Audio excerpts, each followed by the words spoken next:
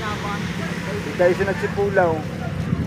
Talaga matulog. Ay, Nakawala. matulog talaga kay Pulo. Oh, galing ah. Oh. Maliit ang kay Pulo. Alin ba diyan ang kay Taysown? Sa kabila.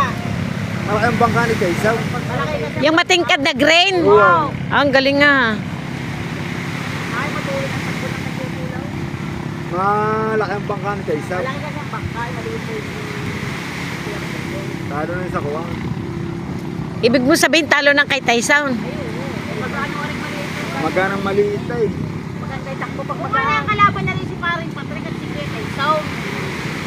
At saka hindi masalak sa hangay. Pagka maliit. Oo. Magaling kung walang hangay. Ay, ang pag ano pa niya ng pagpaling pa niyan.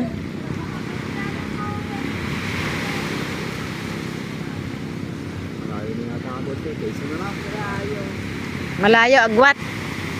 Ayo. Yan ang bird. Yung second, nagalaban pa, hindi na. Hindi.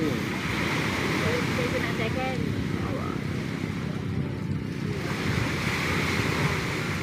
Wala na, panalo na si Taysown. Malayo na ang abot eh. Naka, well, layo eh. Nasa puwitan eh, hindi. Masyado malaking pagkain. Ah, layo ng agwat.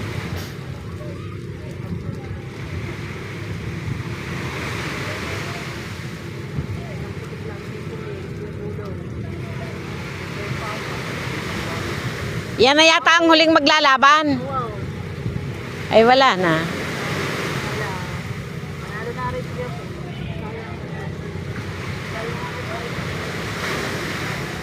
Ayan kay Papa Toms.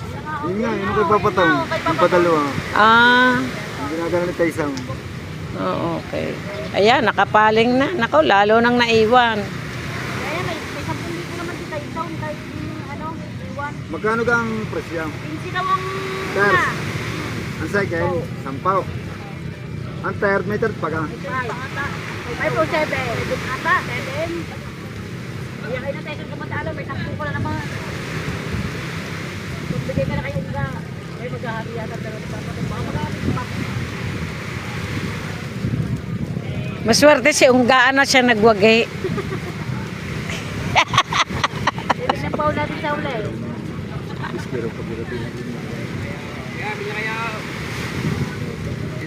Wala kang das. Kahit sa pagkating.